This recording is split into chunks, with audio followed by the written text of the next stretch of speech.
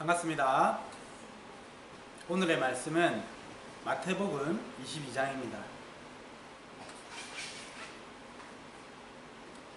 마태복음 22장, 오늘도 하나님의 말씀을 들을 텐데, 우리가 정말 하나님께서 우리에게 좋은 그리고 재미있는 그러한 성경 공부 시간이, 말씀 시간이 되었으면 좋겠습니다. 자, 1절부터 46절까지 좀 길지만은 우리 한 목소리로 천천히 말씀을 생각하면서 읽어보도록 하겠습니다. 시작. 예수께서 다시 비유로 대답하여 이르시되, 천국은 마치 자기 아들을 위하여 혼인잔치를 베푼 어떤 임금과 같으니, 그 종들을 보내어 그 청한 사람들을 혼인잔치에 오라 하였더니 오기를 싫어하거늘 다시 다른 종들을 보내며 이르되, 청한 사람들에게 이르기를, 내가 오찬을 준비하되 나의 소와 살찐 짐승을 잡고 모든 것을 갖추었으니 혼인잔치에 오소서 하라 하였더니, 그들이 돌아보지도 않고 한 사람은 자기 밭으로 한 사람은 자기 사업하러 가고, 그 남은 자들은 종들을 잡아 모욕하고 죽이니, 임금이 노하여 군대를 보내어 그 살인한 자들을 진멸하고 그 동네를 불사르고, 이에 종들에게 이르되, 혼인잔치는 준비되었으나 청한 사람들은 합당하지 아니하니, 내거리 길에 가서 사람을 만나는 대로 혼인잔치에 청하여 오라 한데, 종들이 길에 나가 악한 자나 선한 자나 만나는 대로 모두 데려오니 혼인잔치에 손님들이 가득한지라. 임금이 손님들을 보러 들어올새 거기서 예복을 입지 않은 한 사람을 보고 이르되, 친구여, 어찌하여 예복을 입지 않고 여기 들어왔느냐 하니, 그가 아무 말도 못하거늘 임금이 사관들에게 말하되, 그 손발을 묶어 바깥 어두운 데에 내던지라. 거기서 슬피 울며 이를 갈게 되리라 하니라. 청함을 받은 자는 많되 택함을 입은 자는 적으니, 이에 바리새인들이 가서 어떻게 하면 예수를 말의 올무에 걸리게 할까 상의하고, 자기 제자들을 헤롯 당원들과 함께 예수께 보내어 말하되, 선생님이여, 우리가 아노니 당신은 참되시고 진리로 하나님의 도를 가르치시며 아무도 꺼리는 일이 없으시는 이는 사람을 외모로 보지 아니하심이니이다. 그러면 당신의 생각에는 어떠한지 우리에게 이르소서. 가이사에게 세금을 바치는 것이 옳으니까 옳지 아니하니까 하니, 예수께서 그들의 악함을 아시고 이르시되, 외식하는 자들아, 어찌하여 나를 시험하느냐. 세금 낼 돈을 내게 보이라 하시니, 데나리온 하나를 가져왔거늘 예수께서 말씀하시되, 이 형상과 이 글이 누구의 것이냐. 이르되, 가이사의 것이니이다. 이에 이르시되, 그런즉 가이사의 것은 가이사에게, 하나님의 것은 하나님께 바치라 하시니, 그들이 이 말씀을 듣고 놀랍게 여겨 예수를 떠나가니라. 부활이 없다 하는 사두개인들이 그날 예수께 와서 물어 이르되, 선생님이여, 모세가 일렀으되 사람이 만일 자기 자식이 없이 죽으면 그 동생이 그 아내에게 장가들어 형을 위하여 상속자를 세울지니라 하였나이다. 우리 중에 7형제가 있었는데 마지가 장가들었다가 죽어 상속자가 없으므로 그 아내를 그 동생에게 물려주고, 그 둘째와 셋째로 7째까지 그렇게 하다가 최후에 그 여자도 죽었나이다. 그런즉 그들이 다 그를 취하였으니 부활 때의 7 중에 누구의 아내가 되리이까? 예수께서 대답하여 이르시되, 너희가 성경도 하나님의 능력도 알지 못하는 고로 오해하였도다. 부활 때에는 장가도 아니가고 시집도 아니가고 하늘에 있는 천사들과 같으니라. 죽은 자의 부활을 논할진대 하나님이 너희에게 말씀하신 바, 나는 아브라함의 하나님이요 이삭의 하나님이요 야곱의 하나님이로라 하신 것을 읽어보지 못하였느냐. 하나님은 죽은 자의 하나님이 아니요 살아있는 자의 하나님이시니라 하시니, 무리가 듣고 그의 가르침에 놀라더라. 예수께서 사두개인들로 대답할 수 없게 하셨다 함을 바리새인들이 듣고 모였는데, 그 중에 한 율법사가 예수를 시험하여 묻되 선생님, 율법 중에서 어느 계명이 크니까? 예수께서 이르시되 내 마음을 다하고 목숨을 다하고 뜻을 다하여 주 너의 하나님을 사랑하라 하셨으니 이것이 크고 첫째 되는 계명이요 둘째도 그와 같으니 내 이웃을 내 자신과 같이 사랑하라 하셨으니 이 두 계명이 온 율법과 선지자의 강령이니라. 바리새인들이 모였을 때에 예수께서 그들에게 물으시되 너희는 그리스도에 대하여 어떻게 생각하느냐? 누구의 자손이냐? 대답하되 다윗의 자손이니이다. 이르시되 그러면 다윗이 성령에 감동되어 어찌 그리스도를 주라 칭하여 말하되 주께서 내 주께 이르시되 내가 내 원수를 내 발 아래에 둘 때까지 내 우편에 앉아 있으라 하셨도다 하였느냐? 다윗이 그리스도를 주라 칭하였은즉 어찌 그의 자손이 되겠느냐 하시니 한마디도 능히 대답하는 자가 없고 그날부터 감히 그에게 묻는 자도 없더라. 아멘. 자, 오늘 이 꽤 긴 말씀이지만 참 이 말씀이 재밌는 것 같아요. 참 재미있는 사건들이 많이 있잖아요. 우리가 22장 오늘 본문 말씀을 하기 전에 21장과 긴밀하게 연결되기 때문에 21장을 다시 한번 되새기고 22장으로 넘어가는 것이 좋을 것 같습니다. 우리 21장에서 예수님은 스가랴 선지자의 그 메시아에 대한 예언의 말씀을 이루기 위해서 나귀 새끼를 타고 예루살렘으로 입성하셨습니다. 이날로부터 5일 동안 이 5일은 예수님의 생애의 그 부활전의 그 생애의 마지막 일주일이었습니다. 예수님은 예루살렘에 들어오신 일요일날 들어오셨는데 들어오시고 그 다음날 월요일에 성전을 깨끗하게 청소하셨습니다. 성전에서 장사하는 사람들을 내쫓으시고 말씀하시기를 성전은 하나님의 기도하는 집이라 일컬음을 받으리라 하였거늘 너희는 이곳을 강도의 소굴로 만들고 있다 이렇게 말씀하셨습니다. 우리가 이 장면을 보면서 하나님의 성전인 나는 우리가 하나님의 성전이잖아요. 내 안에는 정말 하나님께서 예배 받으시고 그리고 영광 받으시고 기도하는 그러한 집인지 아니면은 다른 생각들 그것들로 가득 찬 그러한 시장인지 우리가 이것을 생각해 보았습니다. 우리가 좀 전에 찬양을 드렸는데 오소서 나에만 받으소서 이 찬양을 드렸는데 정말 예수님의 이 성전을 청소하시는 그 장면이 생각이 났습니다. 정말 주님께서 오시기 위해서 그렇게 청소하셔야 되는 것입니다. 우리의 마음도 예수님께서 그렇게 청소해 주시기를 바랍니다. 그리고 이날은 예수님께서 이 성전에 들어가서 이 청소하신 이날은 시기적으로 보면 언제였냐면 예수님이 6월절 그리고 무교절 첫날에 돌아가셨잖아요. 그것은 무교절 4일 전에 이거 무엇을 하는 날이냐면 무교절이 되면은 집안에 있는 누룩을 다 제거해야 되잖아요. 한마디로 우리의 마음에 있는 죄를 다 제거하는 예수님께서 청소하시는 그러한 것처럼 예수님께서 하나님의 집을 청소하셨다는 것은 하나님의 성전에 있는 누룩을 제거하신 즉 무교절을 이루시는 누룩을 제거하시는 그러한 의미도 있다고 합니다.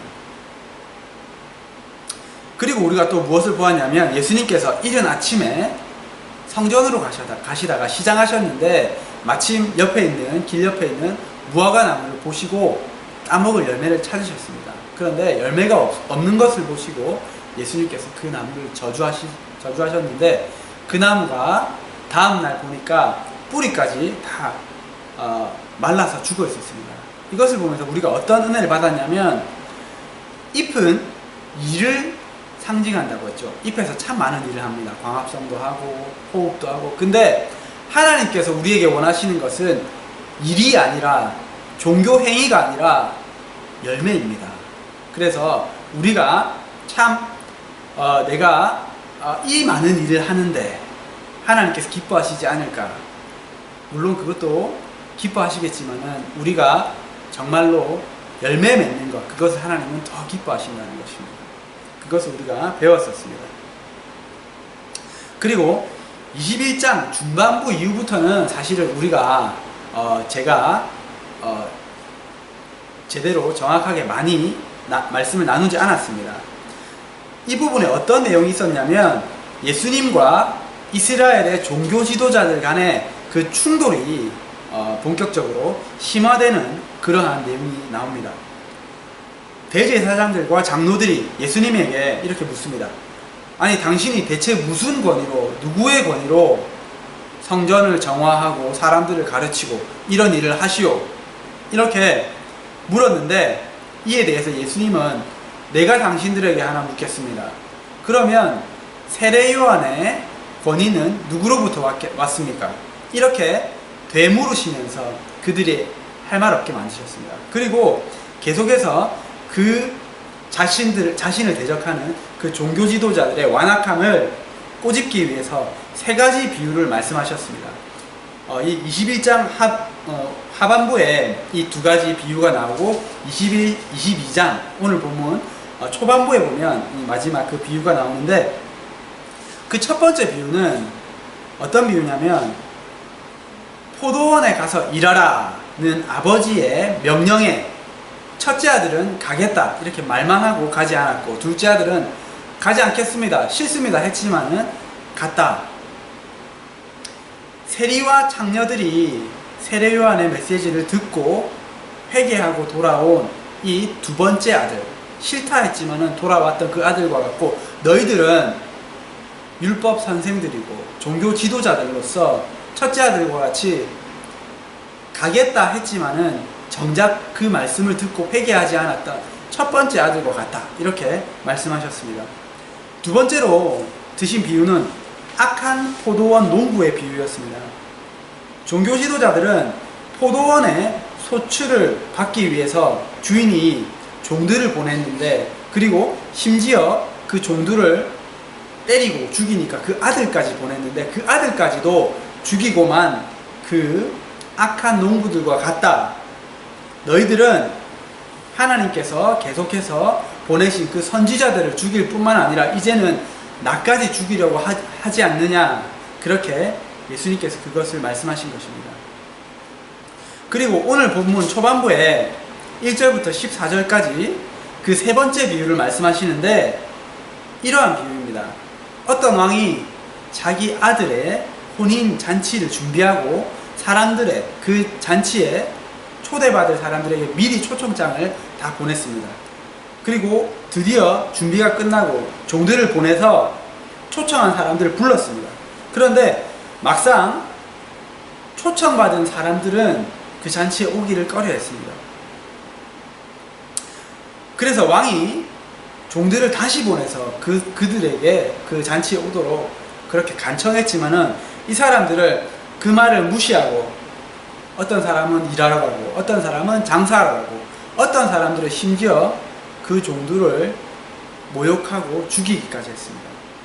그러니까 왕은 당연히 화가 났죠. 화가 나서 그 사람들을 죽이고 그 동네를 진멸해 버렸습니다. 그리고 종들에게 이렇게 이야기했습니다. 혼인잔치는 준비되었는데 거기에 초대받은 손님들이 이 잔치에 올만한 가치가 없으니 너희는 광장과 시내 곳곳에 가서 그곳에서 만나는 대로 사람들을 초대해라. 그러니까 종들이 거리로 나가서 선한 사람이나 악한 사람이나 누구든지 초대해서 혼인잔치에 손님들이 가득했다. 이러한 비유를 말씀하셨습니다. 이 비유에서 먼저 초청받은 사람들이 있잖아요. 오지 않았던 그 먼저 초청받았던 그 사람들이 누구냐면 유대인들을 의미한다고 합니다. 유대인들 중에서도 특별히 이 종교 지도자들을 말씀하시는 것이 아닌가 생각이 듭니다. 그리고 나중에 초청받은 그 선한 자나 악한 자나 길에 있는 누구든지 그렇게 초청했다고 했는데, 그것은 누구냐면 우리들입니다. 우리 이방인들입니다. 먼저 택함받은 유대인들은 자신들이 그토록 기다리던 그 메시아를 몰라보고 예수님 하나님의 그 초청을 받아들이지 않았습니다. 그래서 그들은 천국 혼인잔치에 들어갈 수 없었고, 대신에 우리와 같은 이방인들이 그 천국을 가득히 메운 것입니다.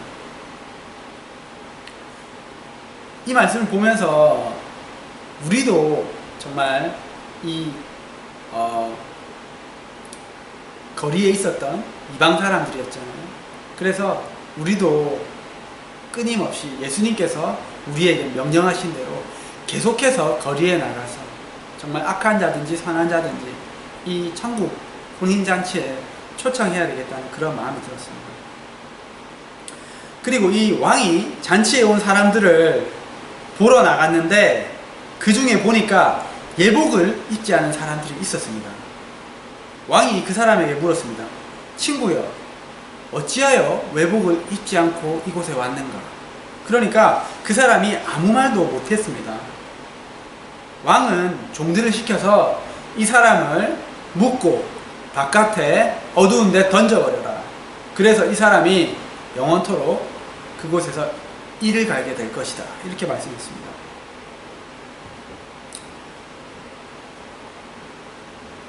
왕의 아들의 혼인잔치에 예복을 입지 않고 어떤 사람이 추리닝을 입고 그곳에 왔다고 생각해 보십시오.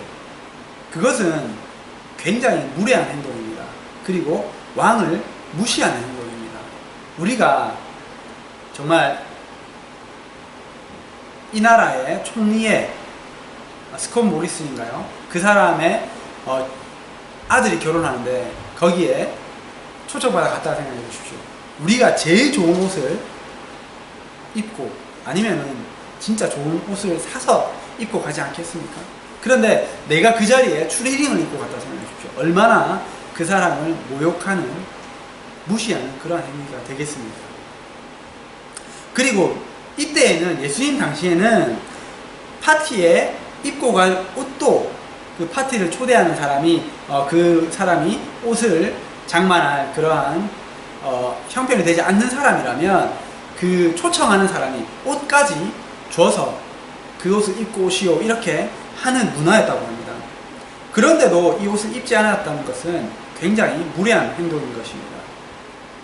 근데 이 예복이 무엇을 의미하는 것이냐면, 하나님을 믿는 아름다운 하나님을 믿는 백성들의 아름다운 선행이라고 계시록 19장은 말씀합니다. 우리가 다 같이 찾아서 한번 읽어보도록 하겠습니다.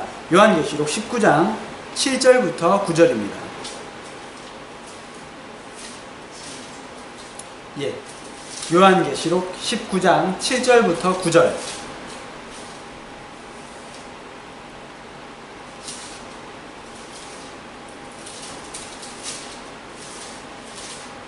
자, 다 찾으셨나요? 19장 7절부터 9절까지.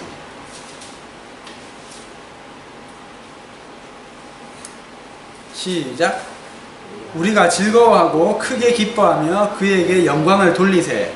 어린 양의 혼인 기약이 이르렀고 그의 아내가 자신을 준비하였으므로 그에게 빛나고 깨끗한 세마포 옷을 입도록 허락하셨으니 이 세마포 옷은 성도들의 옳은 행실이로다 하더라.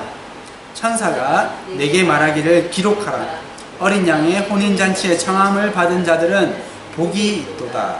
아멘. 자, 여기에 나오는, 이 비유에 나오는 이 어린 양의 혼인잔치가 바로 이 천국 혼인잔치인 것입니다. 여기 보면 이 세마포 옷은 성도들의 옳은 행실이로다, 이렇게 말씀하고 있습니다. 우리가 이 말씀을 보면 이 우리들의 옳은 행실을 준비해야 그 혼인잔치에, 다시 말해서 천국에 갈 수 있다는 것을 배울 수 있습니다. 저와 여러분에게 묻고 싶습니다. 여러분들은 그 세마포 옷이 준비되어 있습니까? 이 계시록 말씀에 보면 이런 말씀이 있습니다. 두루마기를 빠는 자들은 복이 있도다. 이 두루마기, 이 천국에 갈 예복을 빤다는 것입니다. 그것은 우리의 더러운 그 옛자 죄성을 빨아서 깨끗이 하고 이렇게 거룩한 세마포 옷으로 만들어서 우리가 그것을 입고 가야 한다는 것입니다. 한번 생각해 보십시오.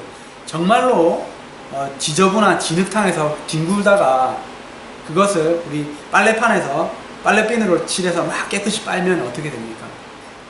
그것이 깨끗해지죠. 그런 것처럼 우리를 정말 하나님께서 빨래판에 놓고 깨끗이 빨고 계신 것 같습니다. 그렇게 빨리면 아픕니까? 안 아픕니까? 아프죠. 그것이 우리가 그 죄를 제거해가는 과정인 것 같습니다. 우리가 때로는 아프고 힘들지만은 이 과정을 통해서 성령님 나를 빨아주십시오 이렇게 해서 정말 우리가 그 천국에 들어갈 수 있도록 세마포 예복을 준비하는 우리가 되기를. 그래서 이 말씀을 듣는 우리가 모두가 한 사람도 빠짐없이 천국에서 그 혼인잔치에서 만나기를 축복드립니다. 아멘.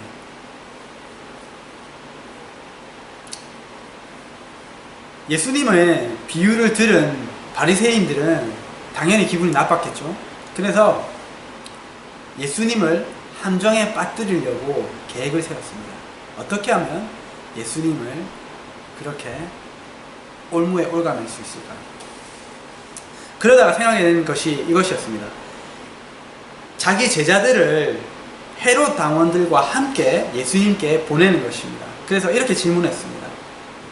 온갖 아첨의 말을 하면서 예수님께서 다른 말 하실 수 없도록 당신은 정말로 바르고 올곧고 다른 사람들의 말에 그렇게 현혹되지 않고 항상 바른 말만 하시는 분이 줄로 알고 있습니다.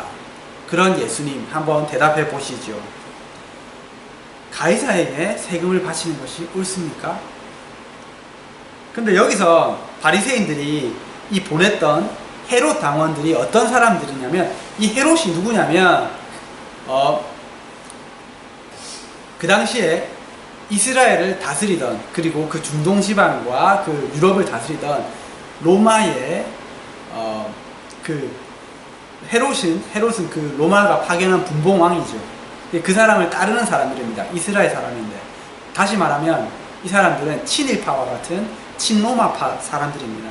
그리고 가이사는 시저죠. 시저. 이 로마의 황제입니다. 이렇게 이 사람들을 보내서 예수님에게 예수님의 올가매려고 질문을 하는 것입니다. 시저에게 세금을 바치는 것이 옳습니까? 이 질문에 예수님께서 옳다, 세금을 바쳐라 이렇게 얘기하면 예수님은 친로마파, 친일파처럼 돼가지고 이스라엘 사람들에게는 매국노가 되는 것입니다. 그리고 만약에 옳지 않다 이렇게 대답하시면 헤롯 당원 앞에서 로마를 거스르는 사람이 돼서 체포를 당할 수 있는 것입니다. 이 질문의 의도를 아셨던 예수님은 이렇게 대답하셨습니다. 돈을 가져와보라. 이 돈에 누구의 형상과 누구의 글이 있는가? 사람들이 대답했습니다. 가이사의 것입니다. 그러면 가이사의 것은 가이사에게, 하나님의 것은 하나님에게 바쳐라.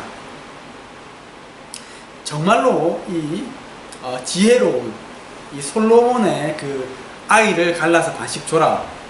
이만큼 지혜로운 그 지혜의 말씀을 들었던 이 사람들은 아무 말도 할 수가 없었습니다. 그리고 돌아가고 말았습니다.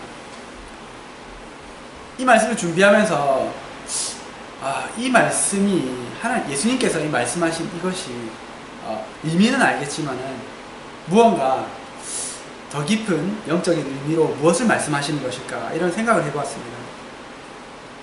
그러다가 들었던 생각이 하나님께 속한 것은 하나님께 드려라. 이것이 우리의 마음이 아닐까 그렇게 생각되었습니다. 우리가 지난번에 이런 말씀을 드렸습니다. 모든 것이 하나님의 것인데 유일하게 하나님께서 내 마음대로 할 수 있도록 주신 것이 내 마음입니다. 그렇기 때문에 내 마음을 하나님께 드리는 것이 가치가 있는 것입니다. 이렇게 말씀을 드렸습니다. 그렇기 때문에 내가 무엇을 하나님께 드리던 그것이 헌금이든 돈이든 노력이든 전도든 선행이든 그 무엇이든 그것이 하나님께 드려지는 그 하나님을 향한 순수한 마음이 있다면 그것이 하나님께서 받으시는 것이 되는 것입니다. 반면에 내가 다른 목적으로 내가 이 선행을 통해서 내 영광 받아야지 이러한 목적으로 한다면 그것은 가이사에게 바치는 그러한 것이 되지 않을까 그러한 마음이 들었습니다.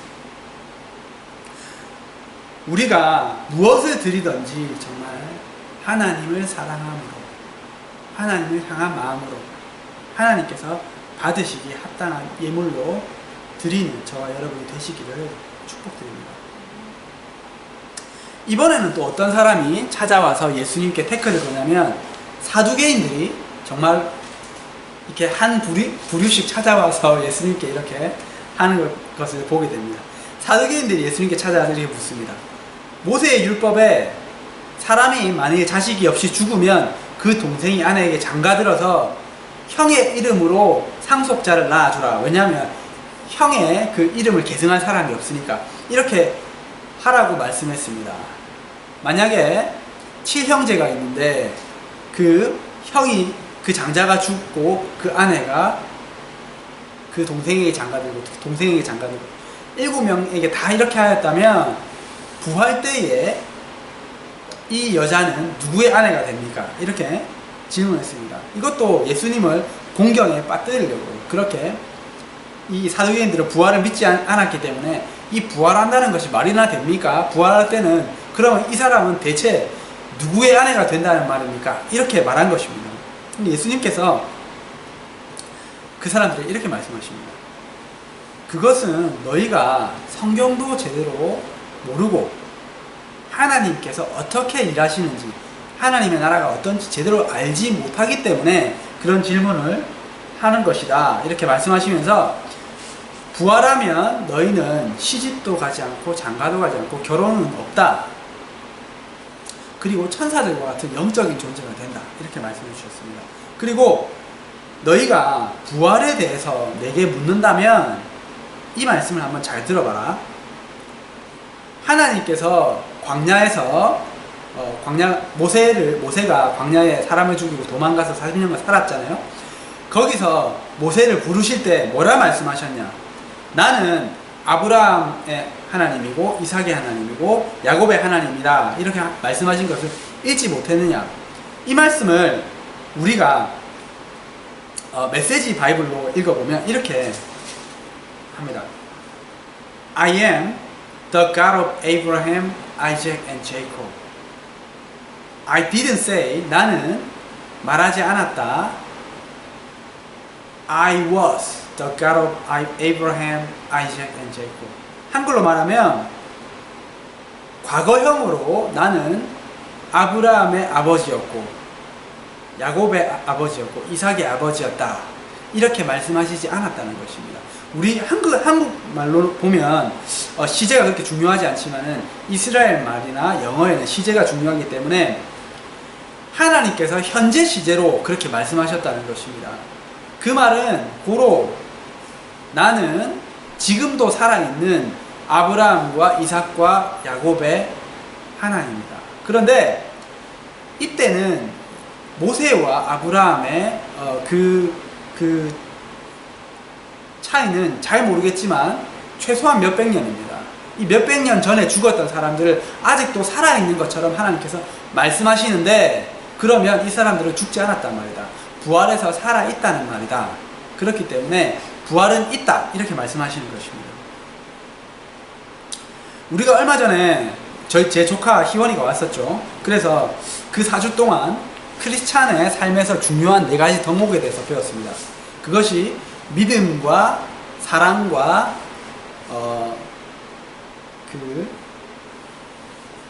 그걸 뭐라죠? sanctification, 성화와 그리고 한 가지 더 뭐였죠? 소망이었습니다.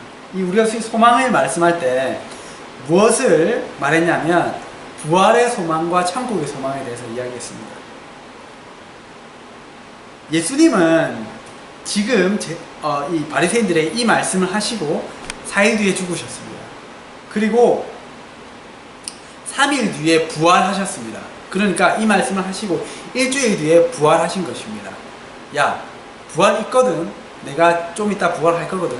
예수님이 이렇게 말씀하시진 않았지만은 그 전에 제자들에게 여러 번 말씀하셨죠. 내가 죽을 것인데 3일 만에 부활할 거니까 그렇게 낙심하지 마. 이렇게 말씀하셨죠. 그런데 우리에게도 이 사두개인들이 믿지 않았던 이 부활의 소망이 똑같이 있는 것입니다. 그렇기 때문에 우리에게 죽음은 끝이 아니라 새로운 시작입니다. 얼마 전에 제가 유진 피터슨 목사님, 이 메시지 바이블을 쓰신 유진 피터슨 목사님이 2018년 말에 아마 돌아가신 것 같아요. 그 방송이 제가 방송을 봤는데 얼마 전에 돌아가셨다고 하시는 거 보면 아마 2018년 뭐 중반부나 후반부에 돌아가신 것이 아닌가 생각됩니다. 그분이 돌아가시기 전에 마지막으로 뭐라고 말씀하셨는지 아십니까? 유언이라고 할 수 있겠죠. 근데 그 유언이 뭐였냐면 두 단어였습니다. Let's go. 이렇게 말씀하시고 돌아가셨어요. 진짜 소름 돋지 않습니까? Let's go. 그러면 그분은 어디로 가신다는 말씀입니다. 야, 우리 천국 가자. Let's go. 이렇게 말씀하시고 죽었다고 합니다. 우리는 이 부활의 몸을 입고 Let's go. 천국으로 가는 사람입니다. 그래서 우리는 이 부활에 소망이 있다는 것을 하나님께서 이 말씀을 통해서 그리고 유진 피터슨 목사님의 그 유언을 통해서 다시 한번 우리들에게 말씀해 주신 것 같습니다. 우리 이 소망을 가지고 살아갑시다. 이번에는 한 율법사가 예수님을 시험하기 위해서 또 찾아왔습니다. 예수님 참 인내가 있으신 분인 것 같습니다. 율법 중에서 어느 계명이 가장 큽니까? 이렇게 물었습니다. 예수님께서 내 마음을 다하고 목숨을 다하고 뜻을 다하여 주 너의 하나님을 사랑하라 하셨으니 이것이 가장 큰 첫 번째 계명이고 두 번째도 그와 같으니 내 이웃을 내 자신과 같이 사랑하라. 이렇게 예수님께서 말씀하셨습니다. 우리 이 말씀을 정말로 잘 알고 있습니다.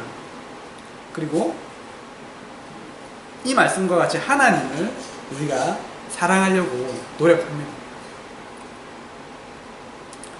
그런데 예수님께서 이 첫 번째 계명만큼 중요한 것이 이 두 번째 계명이다. 이것은 함께 가는 거다. 이렇게 말씀하셨습니다. 그것이 뭐냐면 내 이웃을 내 몸과 같이 사랑하는 것입니다. 그런데 제가 이 주석에 보니까 여기서 예수님께서 사용하신 이 사랑하는 것, 이웃을 사랑하는 것, 하나님을 사랑하는 것에 어떤 단어를 쓰셨냐면 그 신약 성경은 그리스어로 적혀져 있잖아요. 그리스어는 굉장히 자세해서 사랑이라는 단어에도 아가페라는 단어 말고도 뭐 필리아라든지 뭐 정신적인 사랑이라든지 에로스라든지 이런 사랑의 단어도 많이 있는데 예수님께서 여기에 쓰신 단어는 아가페입니다.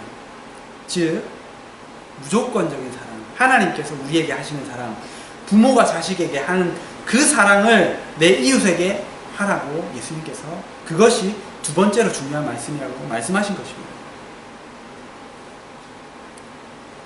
이웃이라고 하면 누굽니까? 우리의 가족들, 두말할 것도 없고 저희 이 옆집에 살고 있는 이 사람도 제 이웃입니다. 제가 지난주에 말씀드렸죠. 이웃에 살고 있는 이 무슬림도 저의 이웃입니다. 그리고 제 일터에서 저를 핍박하는 그 사람도 저의 이웃입니다. 이 이웃을 예수님은 아가페 사랑으로 사랑하라고 하셨습니다. 하나님은 좋은 분이잖아요. 그리고 하나님은 나를 사랑하시잖아요. 그것을 알기 때문에 하나님을 사랑하는 것은 어떻게 보면 저에게는 그렇습니다. 쉽습니다. 근데 이 두 번째로 이웃을 사랑하는 것은 저는 절대 제 힘으로 할 수 없습니다. 그런데 요한 1서 4장 20절 21절은 이렇게 말씀합니다. 찾아서 읽어볼까요? 요한 1서 성경 맨 마지막 부분, 요한 1서 4장 20절 21절입니다.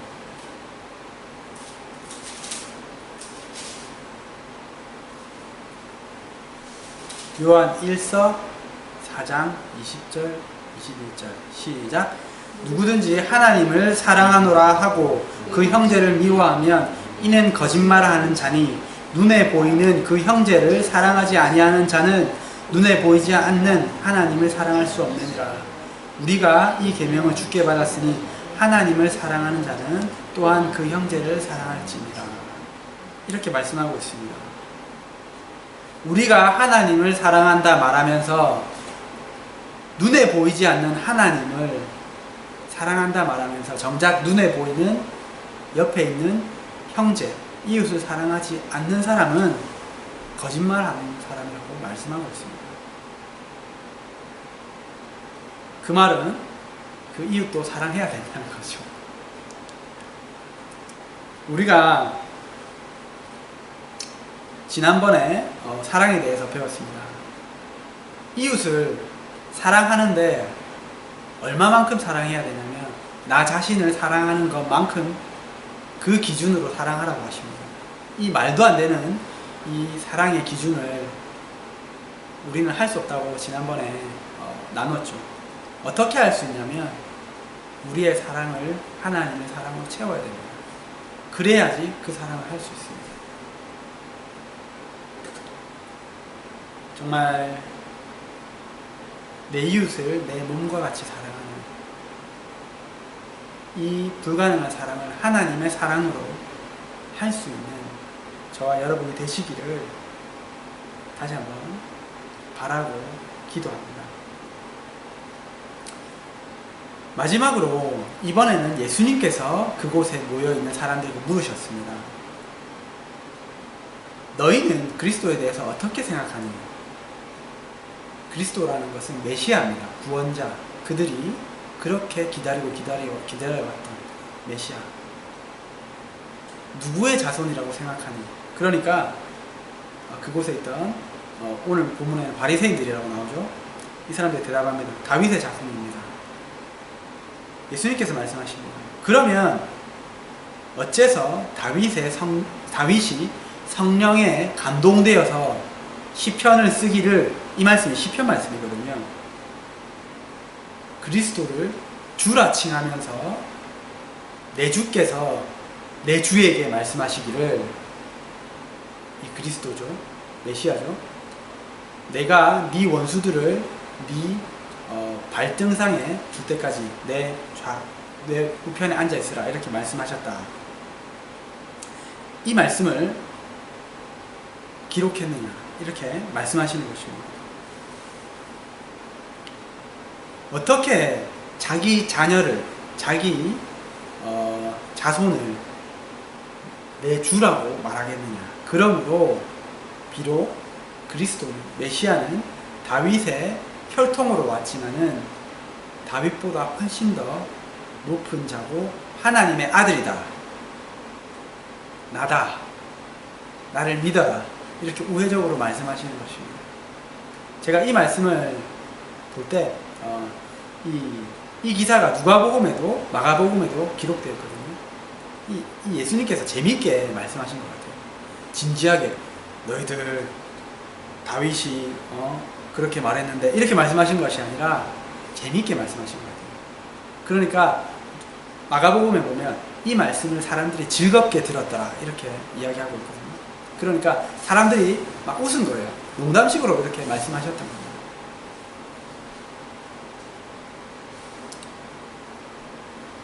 이것을 보면서 우리가 계속해서 예수님을 책잡고 예수님의 그 지위를 떨어뜨리고 예수님을 로마 사람들에게 잡혀가게 하려고 하고 계속 이렇게 예수님에게 도전하는 이 사람들에게 예수님은 끝까지 인내하시면서 그리고 그들에게 진리와 바른 복음을 말씀해 주시면서 자기가 누구인 것을 드러내시는 것입니다.